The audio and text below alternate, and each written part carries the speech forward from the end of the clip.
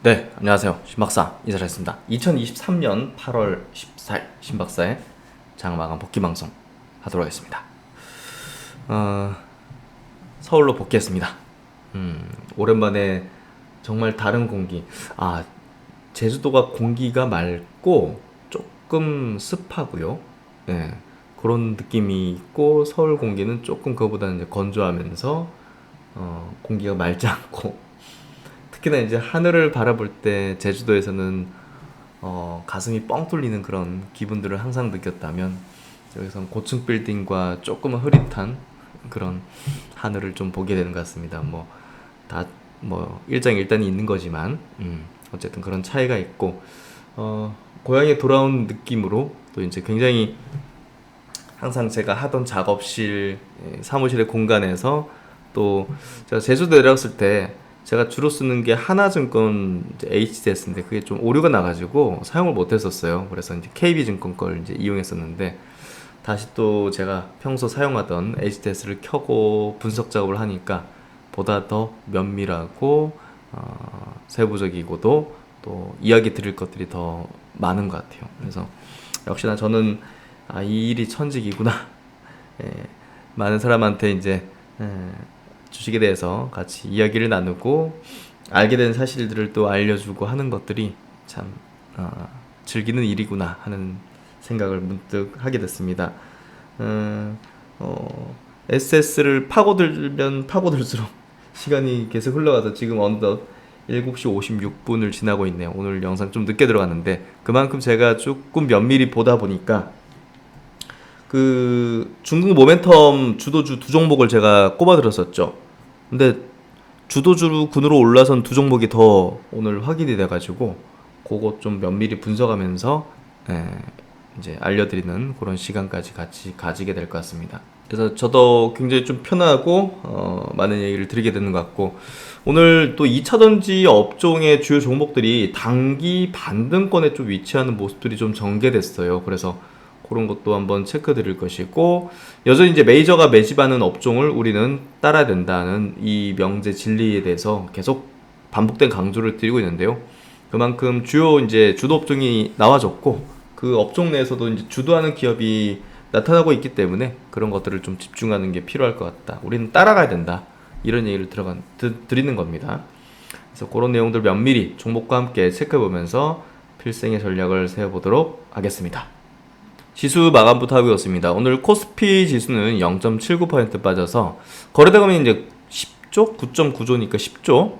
그리고 코스닥 지수는 1% 하락해서 900포인트는 지켜냈는데요.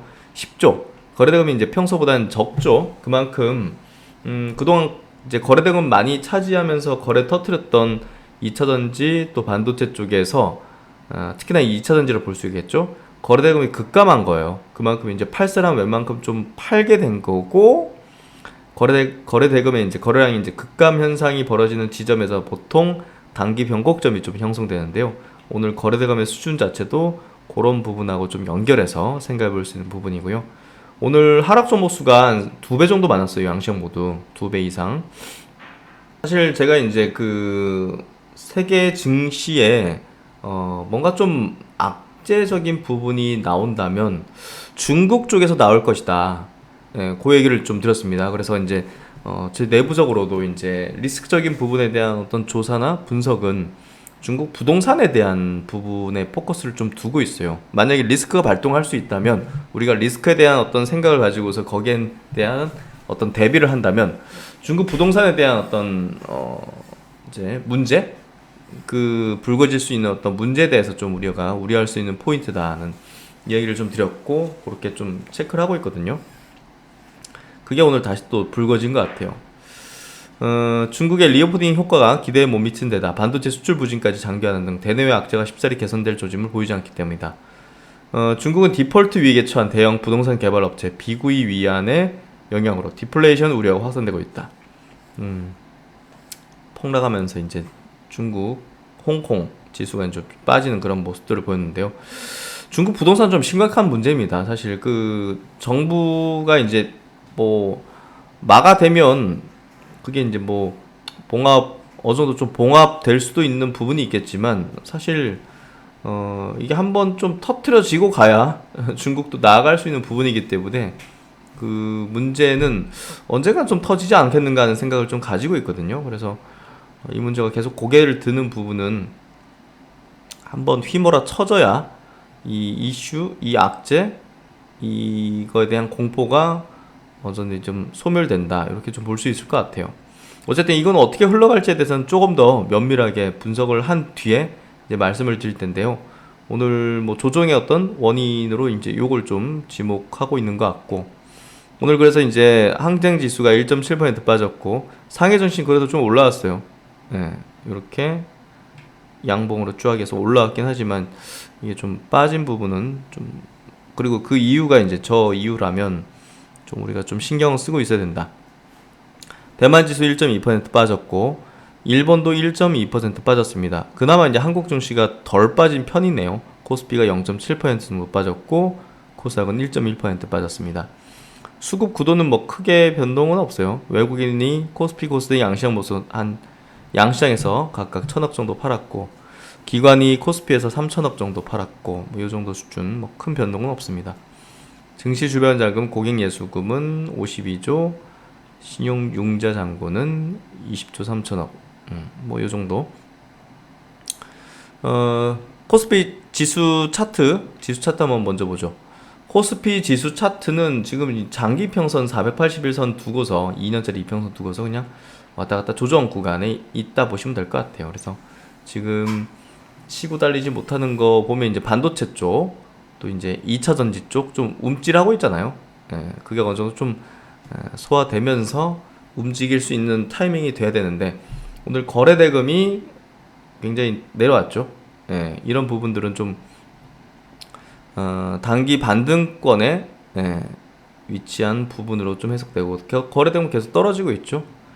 2차 전지 업종에 대한 요 거래 대금 자체가 보시면 많이 떨어졌습니다. 이때만 하더라도 2차 업종에서만 20조 거래 대금이 터졌던 거에 비춰볼 때는 지금 보시면 거래 대금이 2조죠 오늘. 2차 전지 업종 종목들에 대해서, 그러니까 요때 거래 대금 대비해서 지금 10배가 10분의 1 토막 나 있는 거래 대금이기 때문에 이 정도 수준이면 거의 이제 단기 반등권에 위치해 있는 그런 흐름이다. 그 좀 저는 해석을 하고 있어요.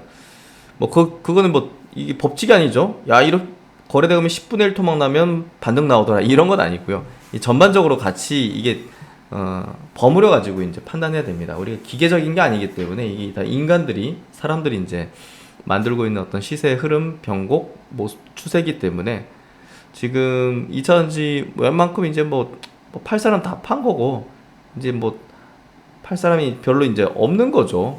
그리고 이제 사는 사람들, 시장에 대한 관심도 있었어도 2차전지 업종이 별로 이제 관심이 없는 국면까지 왔기 때문에 이런 자리에서는 어떤 좀 트리거라든지 또 단기 반등을 노린 어떤 수급이 유입된다든지 어떤 도화선이 발생되면 이제 상승이 나올 수 있는 그런 구간에 들어왔다는 거지. 이 정도 되면 올라갑니다. 이게 아니죠. 그 어떤 불을 붙인 어떤 도화선 같은 거 있잖아요. 그런 것들이 이제 나타나게 되면 그게 어떤 재료적인 측면이든 어떤 명분적인 측면이 있든 아니면 수급적으로 누군가가 세게 친든 그건 알 수 없지만 그럴 만한 위치 정도 왔다. 왜냐? 매물이 감소를 했기 때문에 조그만 어떤 호재도 튀어오를 수도 있는 그런 구간에 있다는 거죠. 그래서 그런 부분에서 해석을 하면 될 것 같고요. 그러니까 2차전지 업종은 단기 반등권에 좀 위치해 있다. 바이오 헬스케어 업종은 지금 이제 추세를 상승으로 완전히 돌려세운 어떤 패턴, 요거 이제 많이 말씀드렸죠. KLX 바이오 업종 지수도 마찬가지로 여기서 거래량 늘리면서 이제 상승의 추세로 나갈 수 있는 그 흐름을 만들고 있고요. 코스닥 제약 업종 지수도 이렇게 추세를 상승으로 만들고 있는 그런 부분입니다. 반도체 업종은 좀 내려왔어요. 60일선까지.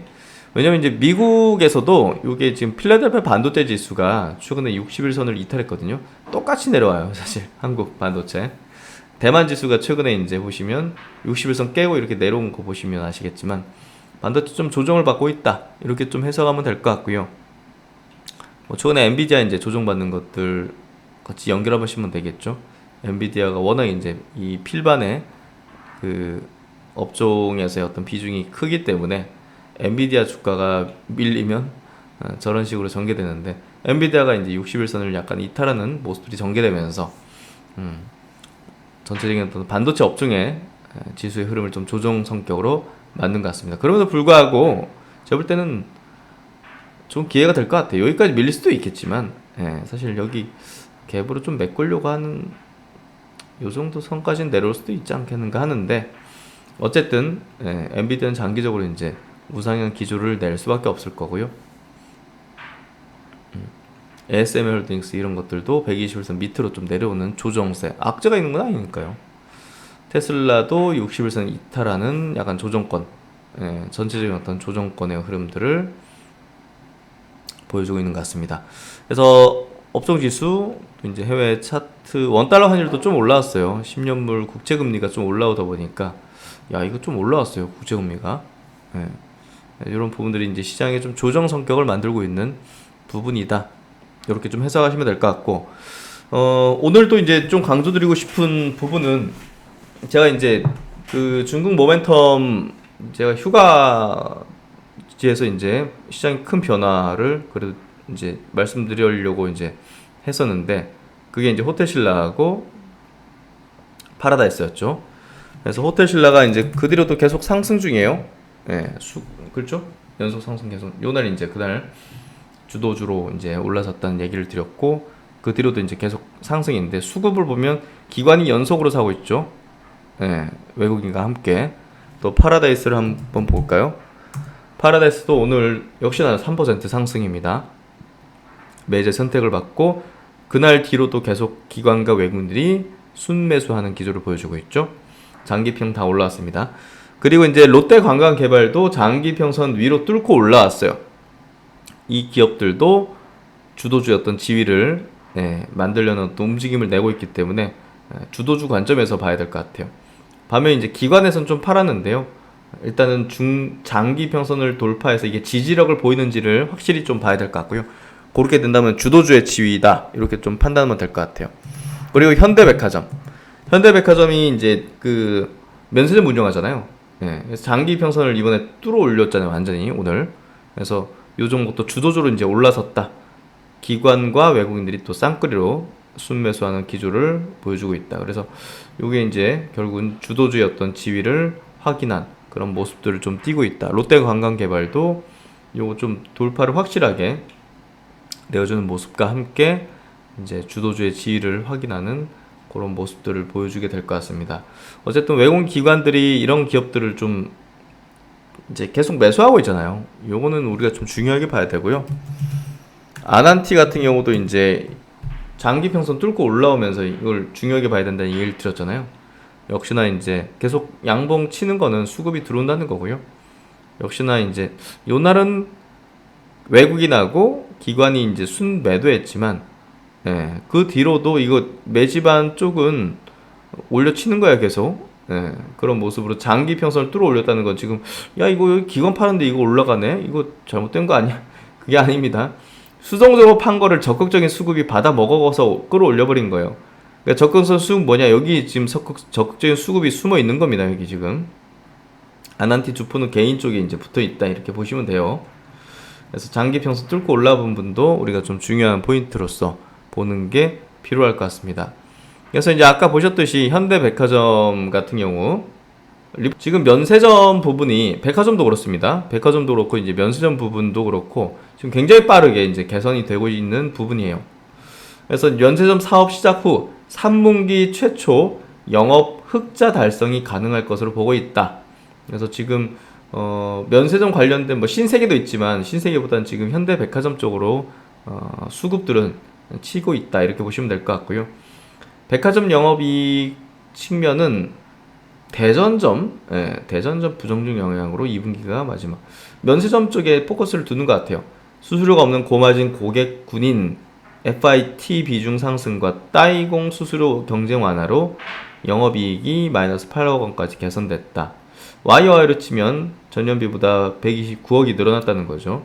시내 면세점 수수료 경쟁 지향, 해외 인 아웃바운드 관광객 증가로 공원 이익률이 시내점 기준 지난해 약 1%에서 올해 5%까지 개선된 것으로 보인다. 그래서 이런 부분들 진우스 인수했죠. 예, 이제 침대 매트리스 회사 주 고객사의 발주 제한으로 매출이 감소했으나 판관비가 증가하면서 2분기에도 영업이익이 전년 대비 크게 부진. 제가 뭐 커버하지 않았던 그런 종목이다 보니까 예, 뭐랄까요, 이 소비 유통 이런 쪽은 제가 이제 커버를 안 했죠. 지금은 이거를 면세점 쪽으로 포커싱을 둬가지고 보시는 게 필요해요. 왜냐면 지금 메이저 수급들이 결국은 이 면세점 쪽으로 계속 수급을 이제 붙이는 거거든요. 예, 그래서 요 부분들 먼저 이제 가격적으로 낮은 위치에서 예, 쓸어가겠다 이런 판단이에요. 근데 뭐 예를 들면 이제 제가 중국 모멘텀 관련주를 산다 하면 현대백화점을 제가 이제 이렇게 장기 평선 돌파하고 이제 올라갑니다 하는 걸 분석해 드리지만 저는 사진 않죠. 왜냐? 주도주는 호텔신라하고 파라다이스가 명확한데 예, 그 뒤로 이제 올라오는 어떤 이 종목들은 사실상 이제 역배열 상황에서 이제 장기 평선을 단기 수급으로 끌어올리는 거잖아요. 그렇기 때문에 이제 저항을 받을 확률은 상당히 높아요. 그래서 이제 선호하지 않는 거죠. 아, 세게 올라갈 수 있습니다. 여기서 산다는데 뭐 올라가는 거죠.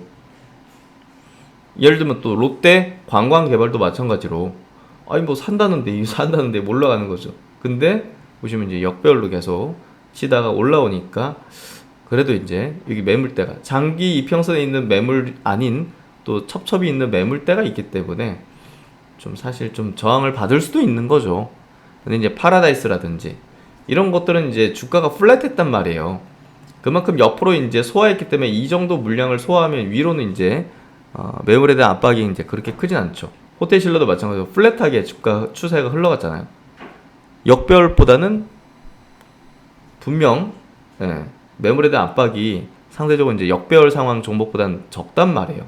그러니까 두 종목이 훨씬 더 기술적으로 좋고 명분적으로 주도주인데 롯데관광개발, 현대백화점이 후발로 이제 들어온 애들 예, 주가 측면에서 굳이 사진 않죠. 분석은 해드리지만 주도주에 집중하라는 얘기를 제가 굉장히 반복적으로 말씀드리는 거는 결국 내가 투자하는 집중적인 어떤 부분에서 내가 이제 예를 들면 이 네 종목이 있어요.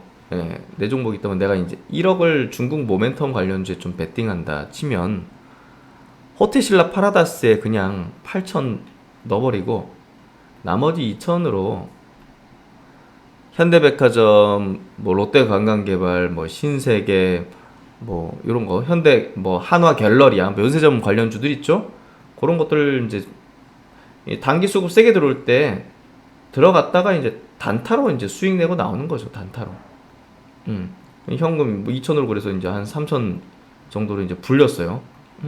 그러면 이제 뭐 이런 걸로 한 1,000 정도 이제 더 사는 거죠. 9천 뭐 이렇게 투자 원금이 2천 정도로 또 다른 것도 수급 돌리는 걸로 또 단기 트레이딩 좀 하고 뭐 이런 식으로 하면 되죠. 예. 그러니까 주도주에 집중하라 이 얘기가 이런 거예요, 사실.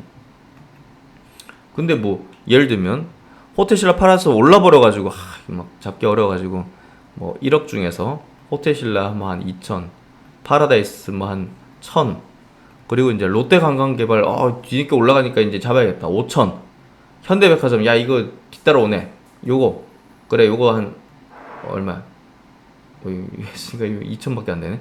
네, 2천. 이 부저가 받는 거죠. 주도주에 비중적으로도 최대한 싫고 후발로 이제 들어오는 것들은 비중 얕게 해서 좀 배트를 짧게 잡든 아니면 이제 기대 수익률을 좀 낮추는 게 제가 볼 때 더 나은 것 같아요. 그런 전략들. 그래서 그런 관점이고요. 그래서 이제 뭐 제가 이제 이렇게 리포트 읽어드리는 거는 이 기업이 최근에 어땠나 이런 정도 파악하는 거지. 이 뭐 증권사에서 쓴 요 리포트를 뭐 제가 고지고대로 받아들이고 그런 개념은 아닙니다. 예. 그래서 이렇게 좀 메이저 수급의 움직임이 포착이 됐으니까 그 관련해서 이제 말씀을 드리는 거고 그렇게 보시면 될 것 같아요. KB증권에서 리포트 하나 나왔는데 중국인 단체 관광 재개 소식에 수혜주는에서 전일 중국 정부의 한국행 단체 관광 허용 소식에 화장품 및 면세 종목들이 주가와 더블했다. 이게 8월 11일자로 나온 리포팅입니다. 화장품 면세 종목이 크게 상승했죠. 중국 단체 관광 재개는 면세점의 직접적 수혜다. 오랜 경험과 지리적 이점을 가진 호텔 신라에 가장 긍정적인 영향을 줄 수밖에 없습니다. 단체 관광 코스에 면세점 방문은 필수 코스로 포함되잖아요. 단체 관광은 여행사가 미리 정해놓은 일정대로만 이동하고 자유시간은 제한적이기 때문에 어쨌든 뭐 국내 면세점에 직접적인 수혜가 될 수밖에 없다는 점은 명확해요. 그래서 면세점 주들이 급등하는 건 당연히 일견 타당하고요. 실적이 좋아질 수밖에 없습니다. 보통 해외 여행 경험이 늘어날수록 단체 관광보다는 자유 관광을 선호하는 경향이 있는데요. 특히 단체 관광이 허용됐던 마지막인 2016년 이후로 무려 7년이 지난 점을 고려할 때 단체 관광이 재개되어도 수요는 2016년 대비 적을 수 있기 때문에 저는 이 포인트를 어떻게 좀 생각하냐면요. 뭐 이후 리포트 이제 제가 오늘 읽었었으니까 어떻게 해석을 하냐면 기대감으로 주가가 더 강하게 상승할 거라는 겁니다. 더 가파르게. 예. 나중에 실적적으로는 예상보다는 그렇게 크게 안 나올 수도 있어요. 그렇기 때문에 최대한 화장품은 그냥 지금 끌어올려야 돼요. 왜냐하면 화장품 한국 거 그렇게 선호하지는 않습니다. 이제 과거처럼. 그냥 단기 세력이 최대한 지금 분위기 이렇게 업되고 있을 때 이쪽 분야에 최대한 끌어올리는 거예요. 그걸 어떤 분석을 해가지고 논리적으로 야 이거 뭐 화장품이 진짜 좋아지려나 이런 식으로 접근하면 아주 오산입니다. 주식은 그런 게 아니에요. 주식은 펀더멘털만 가지고 하는 것도 아닙니다. 그렇기 때문에 그런 것들을 종합적으로 판단하는 게 필요한데요. 어쨌든 과거에 생각했던 것보다 수혜가 실적이 그렇게 크지 않을 수 있기 때문에 최대한 이제 수급들이 빠르게 이제 집행하는 그런 것들을 좀 보일 수가 있을 것 같아요. 어쨌든 중장년층 특히 가족 단위의 관광객들은 여전히 단체 관광을 선호할 것으로 예상되어 방한 관광 수요의 호재로 작용할 전망이다. 호텔 신라에 가장 긍정적이다. 호텔 신라에 중국 여행사들과의 오랜 협력 관계, 단체 관광에 유리한 지리적 이점, 장충동이 자유여행 관광객 모객에는 유리하지 않죠. 신라호텔 가보신 분들은 아시죠? 거기 쉽게 접근 가능한 입지가 아닙니다, 사실. 그래서 단체로 가야지만 유리한 입지라는 거. 근데 이제 공항에서 이제 여기 딱 중앙에 있잖아요, 서울의 중앙에. 그래서 여기에서 딱 이렇게 다른 곳으로 가기에 되게 유리한 어떤 입지이긴 하죠. 그래서 리스크 요인은 단체 관광객 모객을 위한 면세 업체들 간 경쟁이 치열해질 가능성. 두 번째는 방한 관광객 수요 증가에 발맞춰서 한중 비행기 운항 평수가 증가하지 않을 가능성.